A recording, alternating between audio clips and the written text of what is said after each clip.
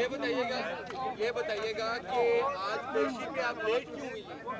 मैं लेट नहीं हुई, इधर रश इतना था कि मुझे जाते जाते सिर्फ 2 मिनट लग गए एक्स्ट्रा, तो आइंदा I will be more careful. अच्छा, ये बताइए कि जो मुल्क की जो मौजूदा जो सूरत हाल है उसमें क्या अब अपोजिशन बाहर आ रही है, मफामत होने जा रही है या मफामत होने जा रही है? क्या होने जा रही है? क्या मजामत होने जा रही है, क्या चीज़ होने जा रही है? आवाम देख रही है नून लीग क्या करने जा रही है? देखिए, मफामत तो जो इस मुल्क का हाल इस हुकूमत ने कर दिया है और अवाम दुश्मनी की जो मिसाल इन्होंने कायम की है, उसमें मफामत का तो कहीं मुझे नहीं लगता कि इनके साथ बात भी करनी चाहिए। मफामत तो बहुत दूर की बात है और इस वक्त तो पूरी कोशिश ये होनी चाहिए कि इस हुकूमत का रास्ता रोका जाए, अगले जो धांधली के प्लान्स ये बना रहे हैं उनको रोका जाए, ताकि हमेशा के लिए इस हुकूमत से और ऐसी जो हुकूमतें होती हैं जो लाई जाती हैं, मसल्लत की जाती हैं, इनसे अवाम की जान छूटे। अच्छा मैम, ये बताएंगी कि बिलावल भुट्टो ने कल कहा है कि जो पीटीएम को क्रिटिसाइज करते हुए कहा कि पीपल्स पार्टी का वक्त ज़ाया किया, पीटीएम ने पीपल्स पार्टी का वक्त ज़ाया किया। अच्छा, तो जो भी इवेंट्स अनफोल्ड हुए हैं, जो हुआ था वो पूरी कौम के सामने है। किसने किसका वक्त ज़ाया किया, किसने क्या किया, वो पूरी कौम के सामने, मुझे उसको दोहराने की ज़रूरत नहीं है। जी, कौमी हुकूमत के हवाले से शहबाज शरीफ साहब ने जो तजवीज़ दी है, क्या आप उससे इत्तफाक करती हैं?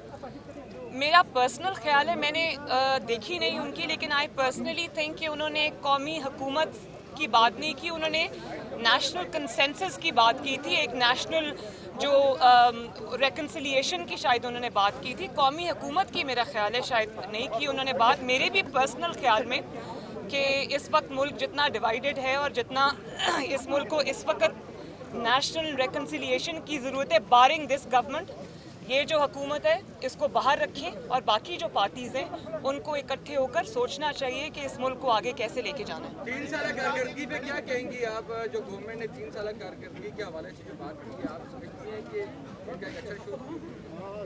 बड़ी मुज़िका खेज़ बात है। मेरे ख्याल है कारकर्दगी का मतलब ये होता है कि कुछ अच्छा, कुछ बुरा या कुछ अच्छा, इसको तो कारकर्दगी कहना ही नहीं चाहिए, इसको तो तबाही और बर्बादी कहना चाहिए। पाकिस्तान की 73 साल की तारीख में ना कभी इतनी नाअहल गवर्नमेंट आई है, ना कभी इतनी नालायक गवर्नमेंट आई है और ना कभी इतनी बेहिस गवर्नमेंट आई है कि मुझे बताएं 3.5 साल में कभी किसी ने एक दफ़ा भी ये खबर सुनी कि आटा सस्ता हो गया है, चीनी सस्ती हो गई है, पेट्रोल सस्ता हो गया है या डीजल सस्ता हो गया है या बिजली के बिल जो है वो कम हो गए हैं या कोई बेहतरी आई है?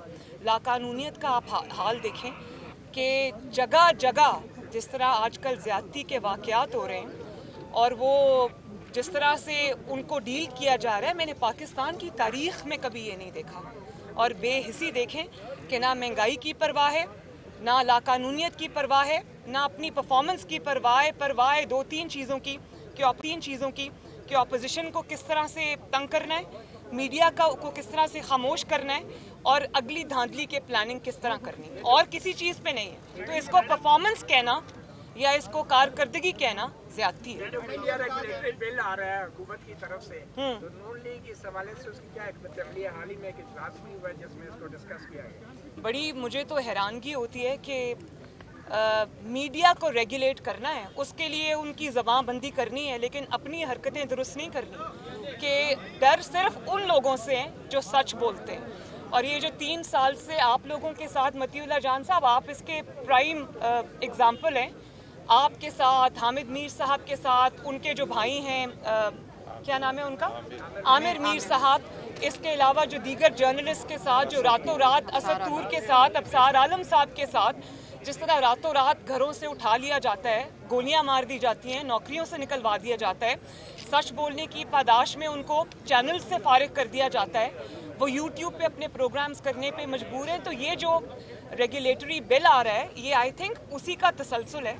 लेकिन मीडिया को खामोश कराने से या डराने से, धमकाने से मेरा नहीं ख्याल कि कोई फ़र्क पड़ेगा, क्योंकि जो आपकी इतनी नालायकी, नाअहली के जो ढेर लगे हुए हैं, अंबार लगे हुए हैं, उसको आप नहीं छुपा सकते।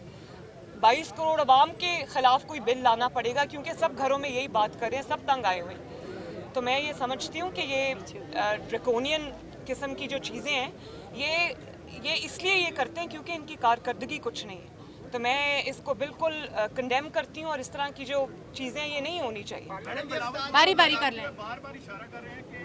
कौन?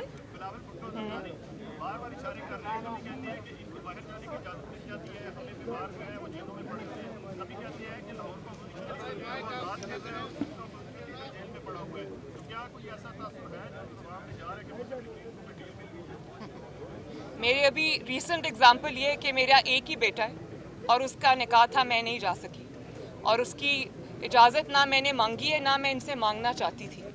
तो अगर इजाज़त आराम से मिलती होती, जा सकती होती और अगर इनसे मैं रिक्वेस्ट करती, मुझे पता है ना कि ये सब ये बहाने हैं और जो मुस्लिम लीग नून ने बर्दाश्त किया है उसकी मिसाल नहीं कभी मिलती।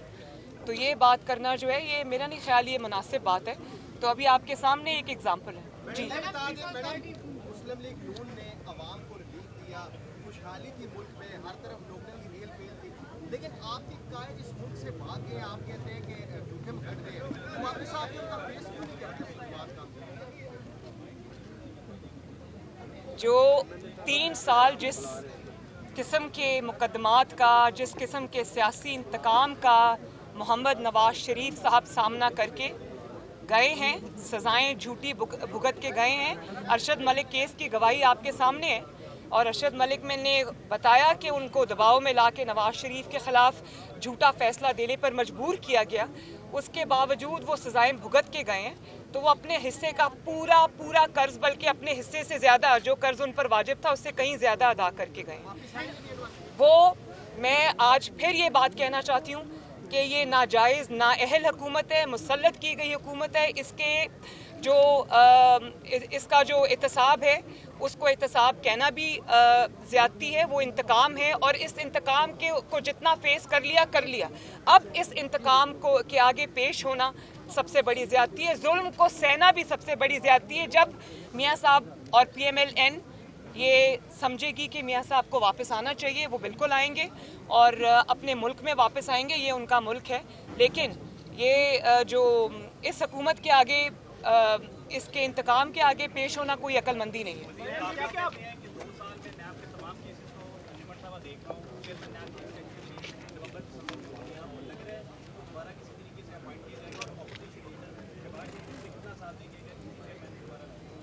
मैं सिर्फ ये समझती हूँ कि बजाय इसके कि उन्होंने कोई 3 साल में काम किया होता इस हुकूमत ने, या कोई ऐसा कारकर्दगी दिखाई होती जिसके बेस पे वो अगले इलेक्शन में जाने का सोचते, तो उनको आज ये बात ना करनी पड़ती।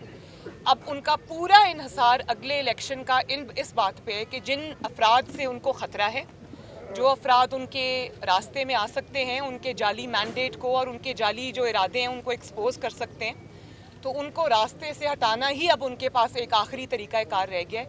लेकिन मैं आपको ये बात बता दूं कि अब हालात 2017 और 2018 जैसे नहीं है, अब हालात बहुत बदल गए हैं। अभी तो ये सब हुकूमत में है तो इस किस्म की बातें कर भी देते हैं, सुन भी लेते हैं लोग, लेकिन बहुत जल्दी आप हर चीज़ बदलती हुई देखेंगे इंशाअल्लाह। 1 मिनट ये बात कर लें, आपने कर लिया जी।